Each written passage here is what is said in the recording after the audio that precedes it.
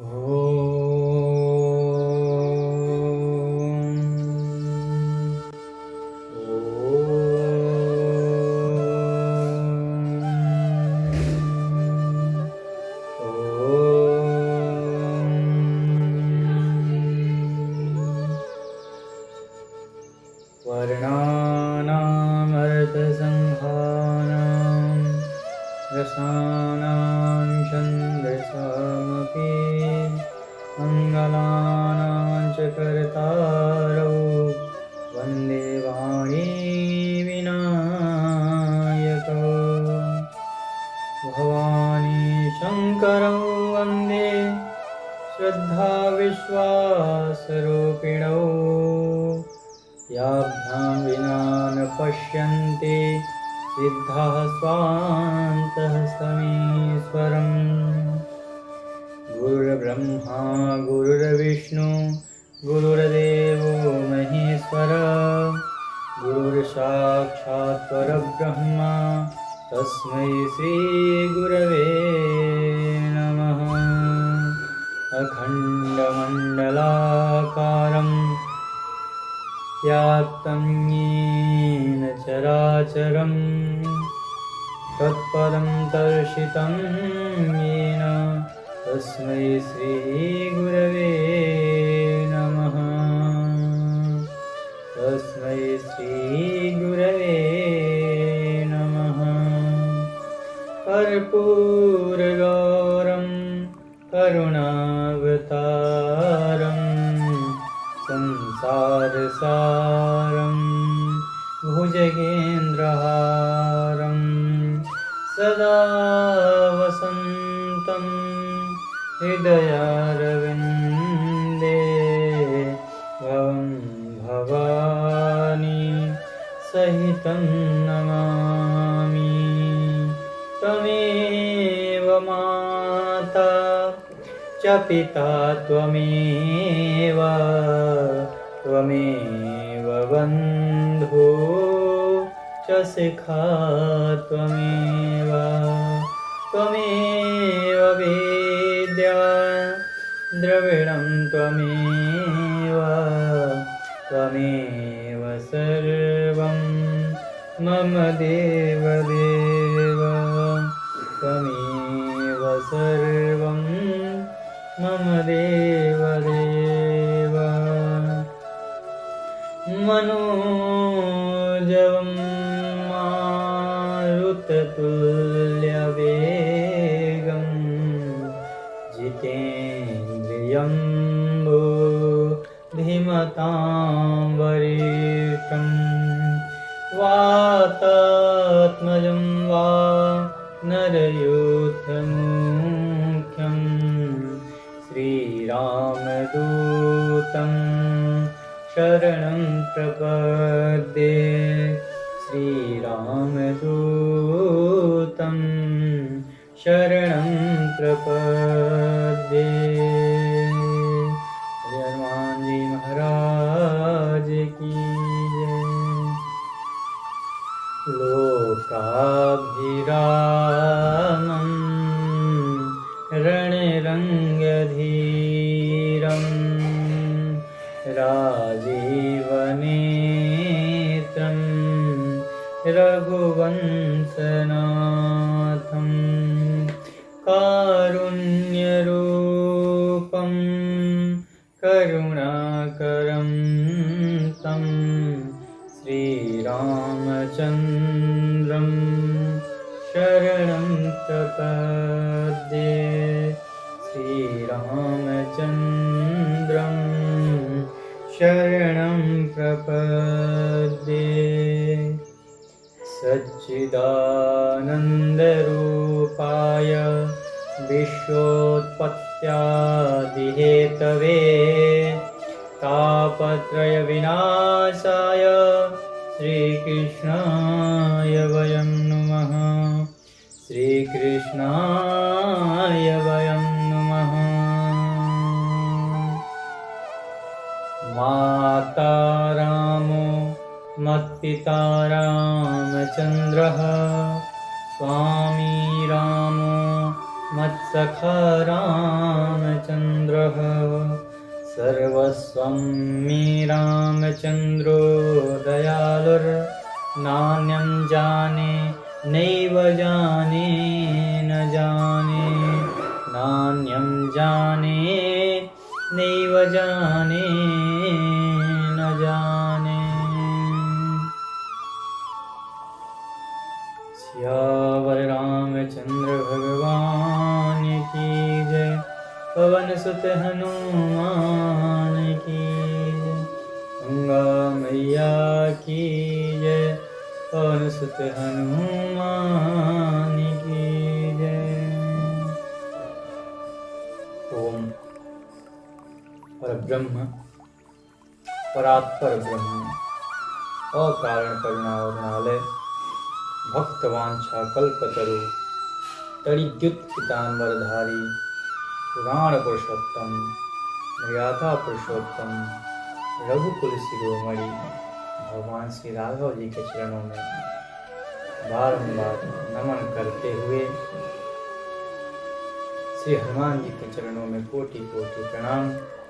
भूत भावन भगवान विश्वनाथ जी के चरणों में मस्तक को झुकाते हुए गोस्वामी तुलसीदास जी के चरणों में प्रणाम करते हुए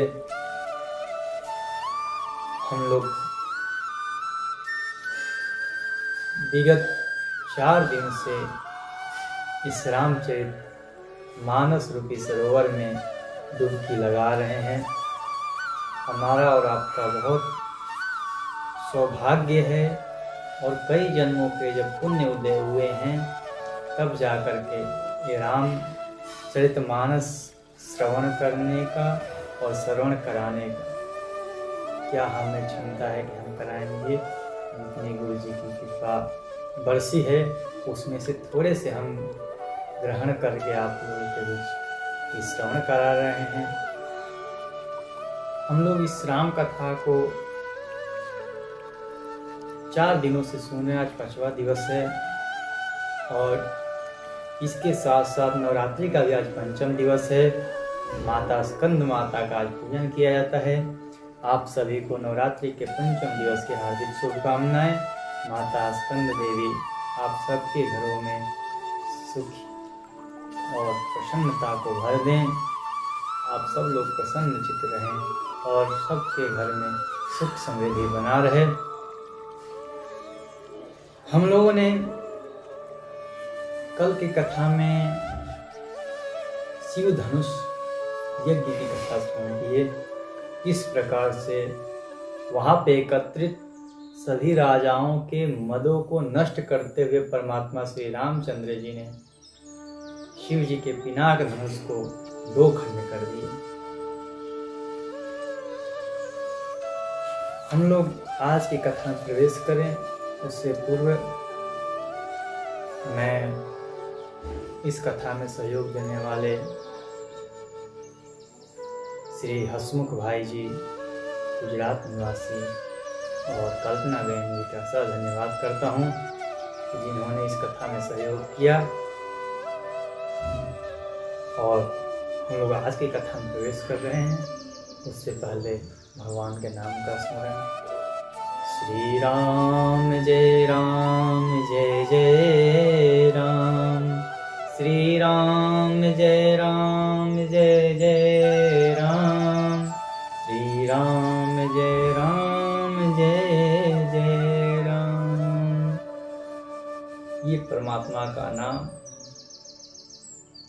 हमारे इस मन को शुद्ध कर देता। जैसे हम लोगों को ये विदित है कि घर में साफ सफाई के लिए एक झाड़ू की आवश्यकता होती है। हम लोग प्रातः काल में झाड़ू लगाते हैं, क्यों? क्योंकि हमारा ये घर साफ और स्वच्छ दिखाई दे। उसी प्रकार इस शरीर रूपी घर की सफाई के लिए परमात्मा का नाम रूपी झाड़ू है। सारे विकारों को दूर भगा देता है और मन प्रसन्न चित्त रखता है।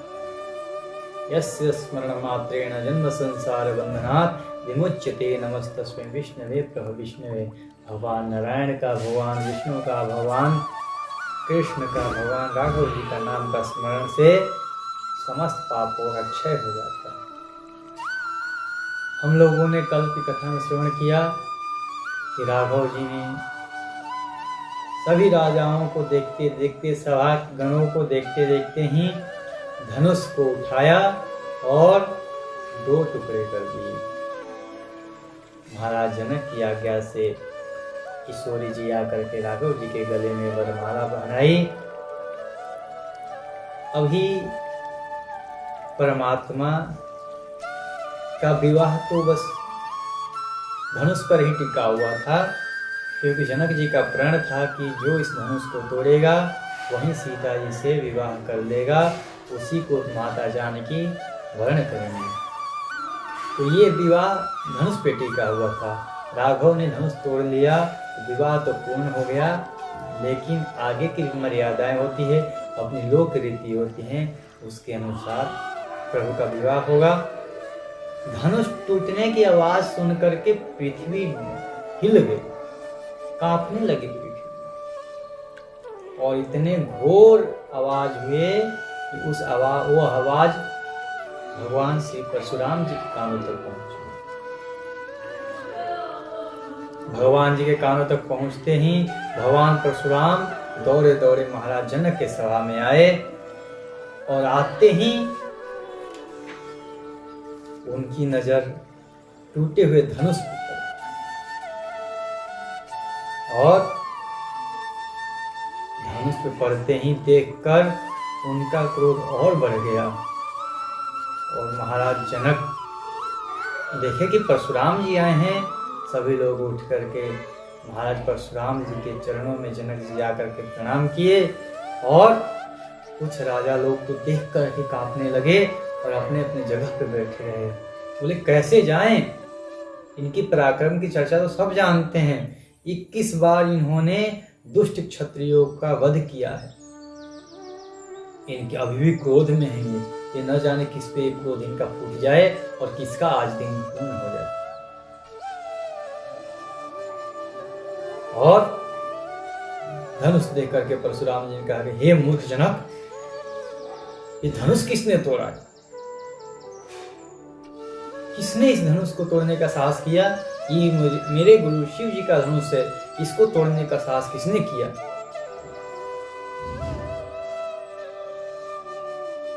राजा जनक के साथ साथ सभी राजा लोग डर गए, और जो राजा जिन राजाओं से टूटा नहीं था वो तो कहने लगे कि अच्छा हुआ कि हमसे नहीं टूटा, नहीं तो आज इन परशुराम जी का शिकार हम लोग हो जाते, आज ये हमारा वध कर दे। सीता जी परशुराम जी की स्वभाव को देख करके डर गई हैं। तब महाराज जनक जी ने सखियों से कहा कि किशोर जी को ले जाओ। महाराज जनक की आज्ञा पा करके सखियां किशोर जी को लेकर चली गईं। विश्वामित्र जी आकर के परशुराम जी के को वंदन किए, अभिनंदन किए, और राम लक्ष्मण से कहे कि पुत्र परशुराम जी के चरण स्पर्श करो। गुरु की आज्ञा पा करके दोनों भाई परशुराम जी के चरण स्पर्श किए।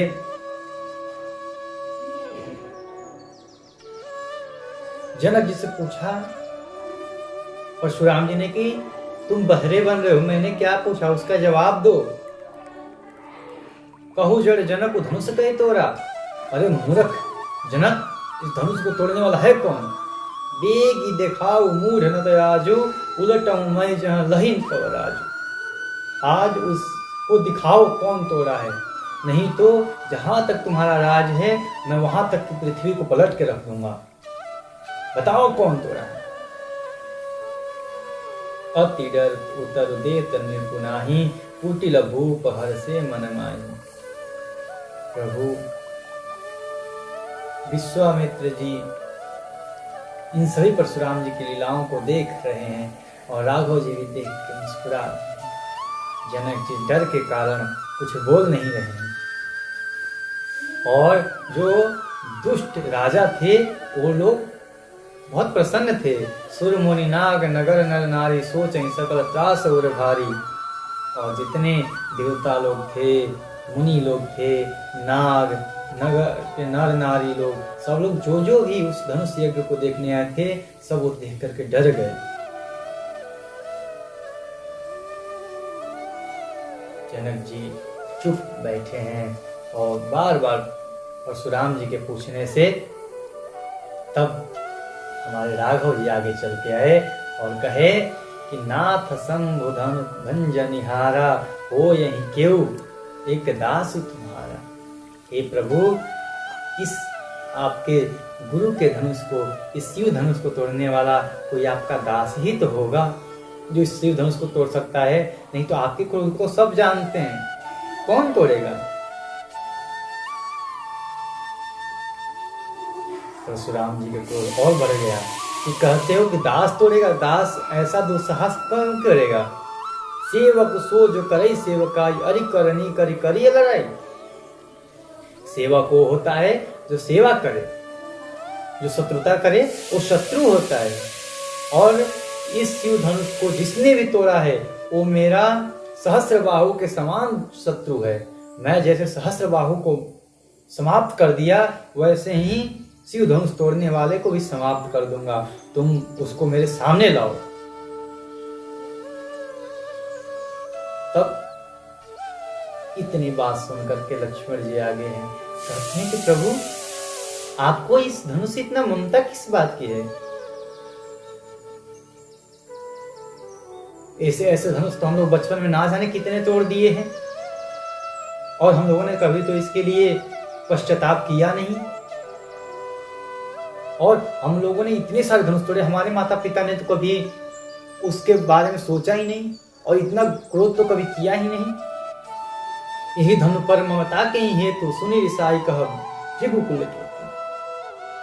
लक्ष्मण जी कहते हैं कि आपको इस धनुष से इतनी ममता क्यों है। इतनी बात सुन करके महाराज परशुराम का क्रोध और बढ़ गया। रे नृप बालक काल बस बोलते तो ही न संभार, धनु ही समति पुरारी धनु विदित सकल संसार। अरे दुष्ट बालक, तू शिव धनुष से अपने छोटे छोटे धनुषों की तुलना करता है। ये शिव धनुष है और इसकी महानता को सब संसार जानता है।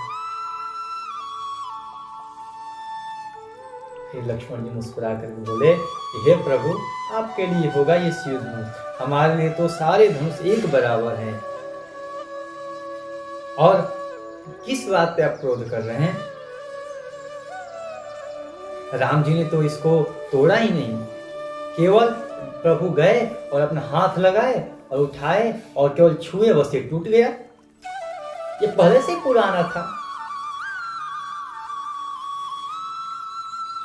परशुराम जी का क्रोध और बढ़ गया और कहा कि मैं तुझे बालक समझ के छोड़ रहा हूं और तू विश्वामित्र जी के साथ है इसलिए तुझे छोड़ रहा हूं, नहीं तो अब तक तेरा सर धड़ से अलग हो गया होता। तू मेरे को जानता नहीं है, तू मेरे को मुनि मत समझ। मैं बाल ब्रह्मचारी अति को ही विश्व विदित क्षत्रिय कुलद्रोही।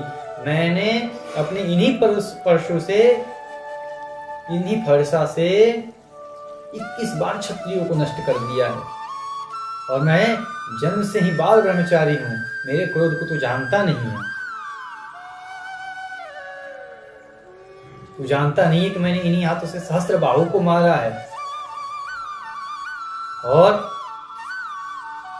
तू अभी मेरे क्रोध से इसलिए बच रहा है क्योंकि तू बालक है और मैं बालक को मारना नहीं चाहता। मेरे इन फरसे के चमक से गर्भ धारण करने वाली स्त्रियों का गर्भ गिर जाता है। मेरे तो परसा को जानता नहीं है। मातु पिता ही जनि सोच बस करसी महिष किशोर, गर्भन के अर्भक दलना परसु मोर अति घोर। ये भयंकर मेरा फरसा कितने बार क्षत्रियों को नष्ट कर दिया है।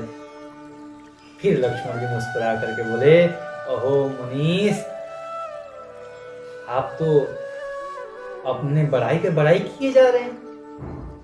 ऐसा कौन होता है जो अपना बड़ाई करे।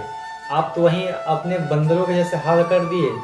वो एक पेड़ से दूसरे पेड़ पर चला जाए तो अपना ही पीठ कपाता है कि वाह मैंने बहुत बड़ा काम कर लिया। आप तो वैसे ही करे जा रहे हैं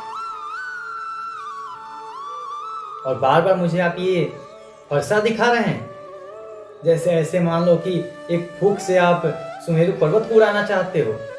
कोई मैं रुई नहीं हूं कि जिसको आप उड़ा दोगे। आप तो ऐसे बालकों जैसे विलाप कर रहे हैं और आप हमें बालक कहते हैं।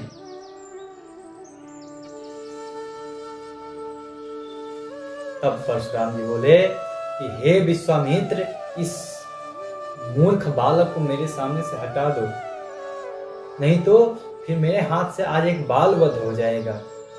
इसको आप हटा दो। लक्ष्मण जी बोले, हे प्रभु, मेरे को क्या हटाना? आप मेरे को देखना नहीं चाहते? आप आंख बंद कर लीजिए, हम आपको देखेंगे ही नहीं। परशुराम जी ने कहा, अब मेरे को कोई दोष नहीं देगा, ये दुष्ट बालक अवश्य ही वध के योग्य है।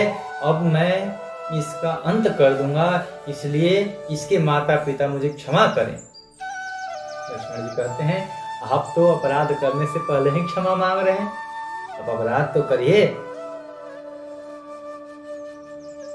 फिर परशुराम जी का क्रोध और बढ़ गया।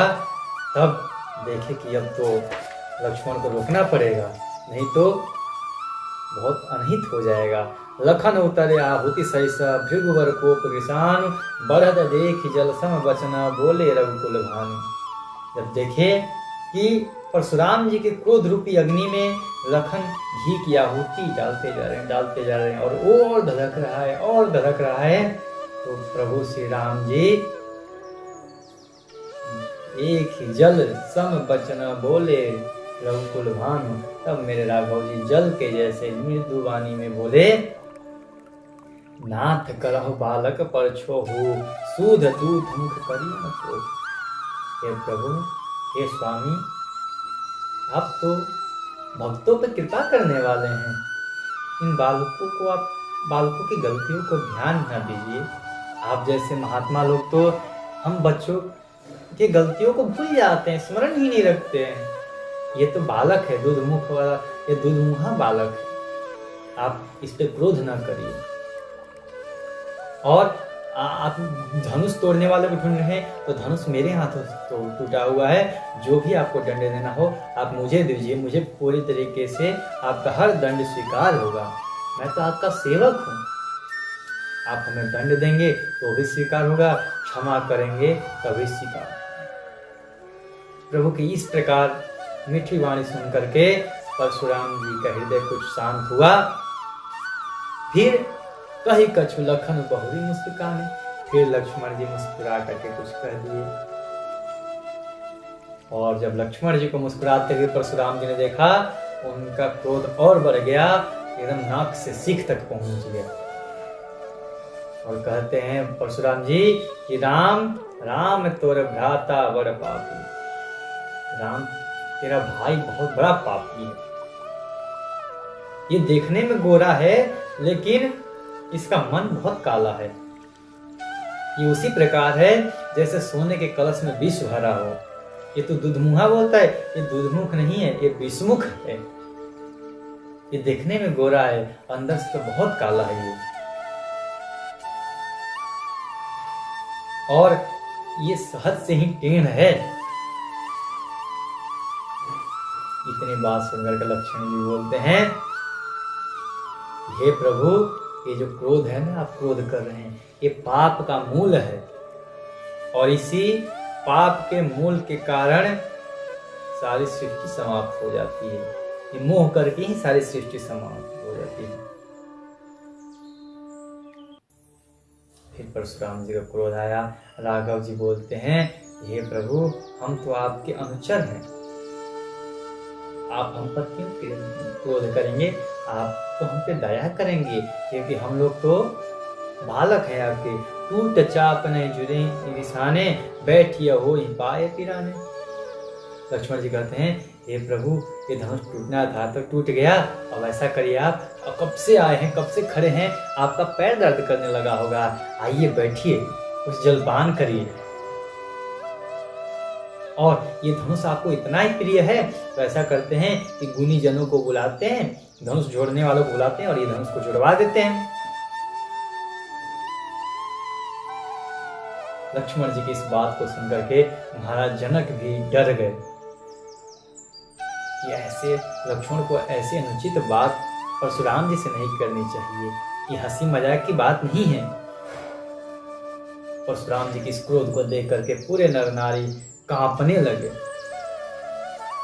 बोले राम ही दे निहोरा, बचो बिचारी बंधु लघु तोरा, मनु मलिन तनु सुंदर कैसे, विष रस भरा कनक ऋतु जैसे। हे राम, इस अपने भाई को समझा ले। ये तो जैसे विष भरा होता है अंदर और सोने का कलश ऊपर से सुंदर दिखाई देता है, उस प्रकार से ये तेरा भाई। इतना सुन करके लक्ष्मण जी फिर मुस्कुरा दिए। लक्ष्मण जी को मुस्कुराते देख करके राम जी ने आंख दिखाया। लक्ष्मण, भाई को इस प्रकार का इशारा समझ करके लक्ष्मण जी शांत हो गए और फिर मेरे राघव जी बोलने लगे, हे प्रभु, इस बालक के वचन पे आप ध्यान मत दीजिए। और आप तो बालकों को क्या, बालकों को तो सब माफ कर देते हैं, आप भी क्षमा कर दीजिए। बालक बुद्धि है, गलती कर दिया होगा, आप इसके बात पर ध्यान मत दीजिए प्रभु। आप तो बड़े प्रतापी हैं और आपको अगर दंड देना है तो मुझे दीजिए। तब परशुराम जी कहते हैं, हे राम, तुम तो इतनी मीठी मीठी वाणी कहते हो, लेकिन ये तुम्हारा भाई देखो कैसे आंख कड़ेर के देख रहा है, मेरे को तिरछी निगाह से देख रहा है। और अब तक ये मेरे सामने होकर भी इतना मेरा अपमान किया, फिर भी ये जीवित है। आज पता नहीं मेरे इस परशु को क्या हो गया कि आज इसका वध नहीं किया। पता नहीं मेरा कुठार में आज क्या हो गया कि इसको देखते ही, शत्रु सामने रहते ही मैंने छोड़ दिया। मेरे इस परशु से तो गर्भ धारण करने वाली स्त्रियों का भी गर्भ गिर जाता है। पता नहीं आज क्या हुआ, आज मैं इतना क्रोध करके किया क्या। तो राम जी बोलते हैं कि प्रभु, ये बालक है, बालकों पे क्रोध नहीं करते हैं और हम लोग तो आपके सेवक हैं। लेकिन फिर भी अगर तुमने इस शिव धनुष को तोड़ा है तो तुम मेरे सहस्त्र बाहु के जैसे शत्रु हो और तुम मुझसे युद्ध करो। राम जी कहते हैं कि हे मुनिनाथ, हम क्षत्रिय वंश में जन्म लिए हैं, हम रघुकुल के वंशज हैं। अगर कोई हमें युद्ध के लिए ललकारे तो हम सह ही जाकर उससे युद्ध कर देते हैं, वो भले ही काल क्यों ना हो। लेकिन हे मुनिनाथ, हमारे रघुकुल में कुछ मर्यादाएं भी हैं और मर्यादा ये है कि हम लोग कभी ब्राह्मण, स्त्री और गौ और संत पर कभी हाथ नहीं उठाते।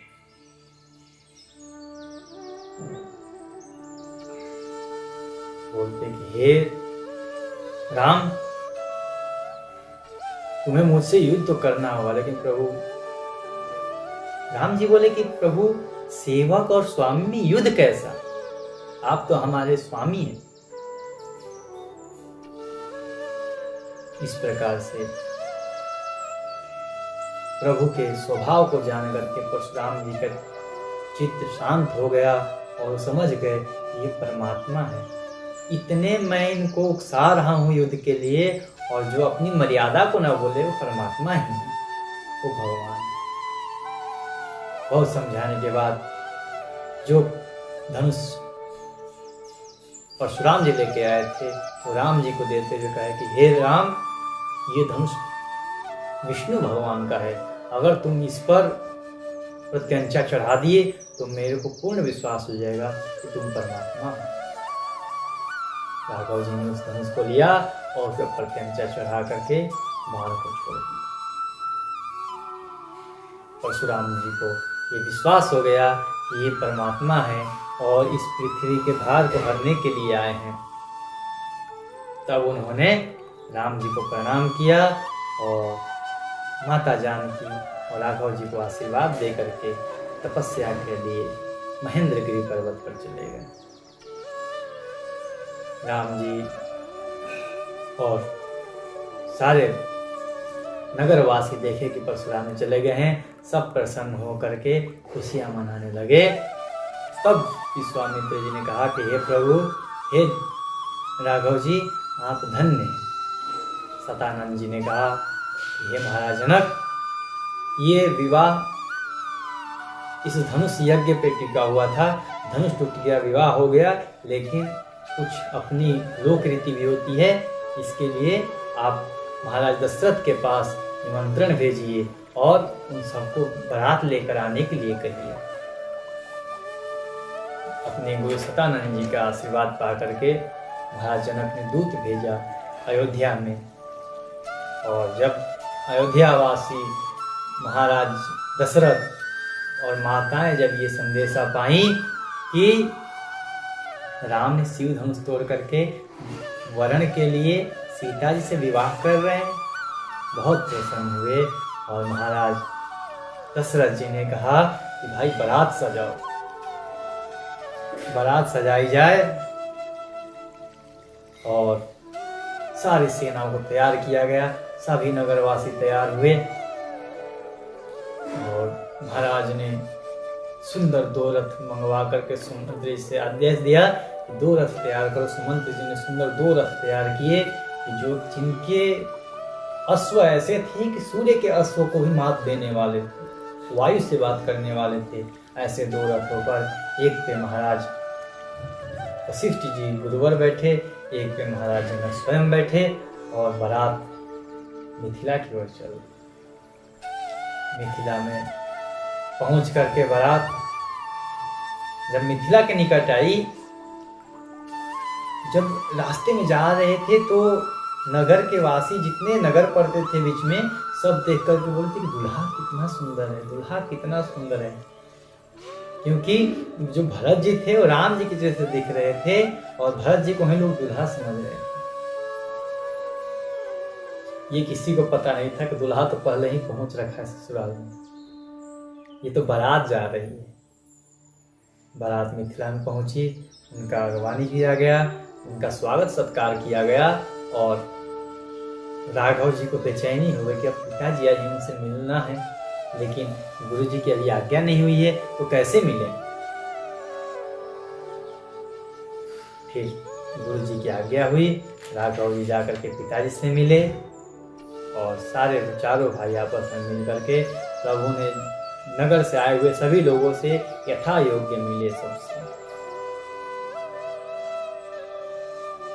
उसके बाद दिन रखा गया, प्रभु के विवाह का दिन रखा गया, और सब तैयार हुए। विवाह का समय आ गया। प्रभु ने माता जानकी मांग में सिंदूर डाला, और इत्यादि विवाह संस्कार के सभी कार्य किए गए, और खूब धूमधाम से प्रभु का विवाह हुआ। सभी देवता लोग भी रूप बदल बदल के आकर के विवाह का आनंद ले रहे हैं, प्रभु का विवाह देख रहे हैं। चारों वेद स्वयं आकर के ब्राह्मण का रूप धारण करके अपने आप को उच्चारण कर रहे हैं। वो शोभा देखने लायक है। और प्रभु फिर वहाँ से कोहबर में गए हैं। कोहबर में सखियाँ खूब प्रभु से मजाक कर रही हैं, और जब बाराती लोग भोजन कर रहे हैं तो सुंदर सुंदर मनोहर गालियाँ, जो हमारे मिथिला साइड में सुंदर मंगल गाली देते हैं, उनको मंगल गाली कहा जाता है, तो मंगल गालियाँ दे रही हैं प्रभु को। और उस गाली को सुन सुन करके सब मुस्कुरा मुस्कुरा के भोजन कर रहे हैं, सब भोजन पा रहे हैं। इसी प्रकार से कुछ समय बीता, कुछ समय प्रभु वहीं पर रहे, और उसके बाद माता जानकी की विदाई का समय आया। राजा जनक से कैसे कहे महाराज दशरथ कि आप अपनी पुत्री का विदाई कर दो, कैसे कहें? एक पुत्री के विदाई के लिए कोई कहे पिता से कि आप अपनी पुत्री का विदाई करो, इतना सामर्थ्य महाराज दशरथ में नहीं था कि वो कहें कि प्रभु अब हम जाना चाहते हैं। जिन्होंने अपनी पुत्रियों को पाल पोस के बड़ा किया है, उसकी विदाई करने के लिए कैसे कहो? माता जानकी के साथ साथ इनके महाराज दशरथ के एक भाई थे, उनकी भी 2 पुत्रियां थीं, मांडवी और सुतकेतु। और जानकी जी की छोटी बहन थी उर्मिला। तो सीता जी का विवाह भगवान राम जी के साथ हुआ, उर्मिला का विवाह छोटे भैया लखनलाल के साथ हुआ, मांडवी का विवाह कुमार भरत के साथ हुआ और श्रुतकीर्ति का विवाह शत्रुघ्न जी के साथ। चारों भाइयों का विवाह एक साथ ही संपन्न हुआ। जब विदाई का समय आया तब माता ने अपनी चारों पुत्रियों को बैठा करके खूब समझाया, पतिव्रत धर्म के बारे में बताया।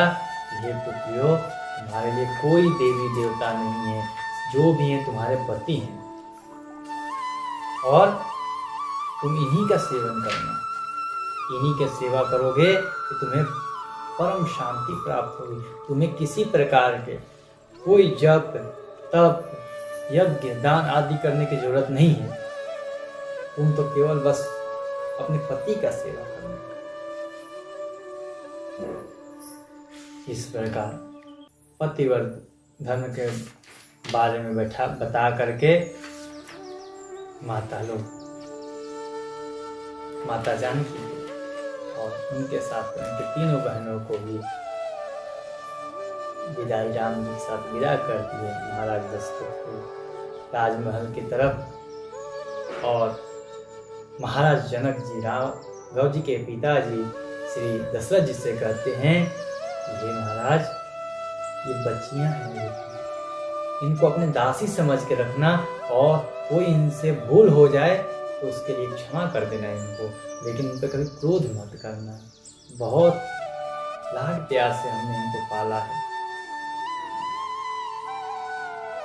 आप इनका ध्यान रखिएगा, आप इनको दासी समझिएगा। महाराज दशरथ बोले, ये दासी नहीं, ये तो हमारी पुत्रियां जा रही हैं, आप चिंता मत लीजिए महाराज जनक, ये तो इनको हम ऐसे रखेंगे जैसे अपनी पुत्री को रखा जाता है। इस प्रकार महाराज जनक से विदा पा करके महाराज जनक ने खूब सारे दहेज दिए, लेकिन महाराज दशरथ एक भी दहेज नहीं लेके सब वहीं के वहीं लुटा दिए सबको। बारात अयोध्या पहुंची है, माता लोग थाली लेके तैयारी करे हैं और सब लोग माता लोग आरती उतार रही हैं। आरती उतारते सब लोग माता जानकी के साथ 3 बहनों को और 4 दूल्हों को लेकर के अंदर गई हैं और जो भी रीति होती हैं अपना रीति उन्होंने पूरा किया और सब लोग मंगलगान, खुशियाँ, बधाइयाँ बज रही हैं, गा रहे हैं, सब लोग नाच खुश प्रसन्नता से अपने जीवन बिता रहे हैं। इसी के साथ आज की कथा यहीं पर अगली जय श्री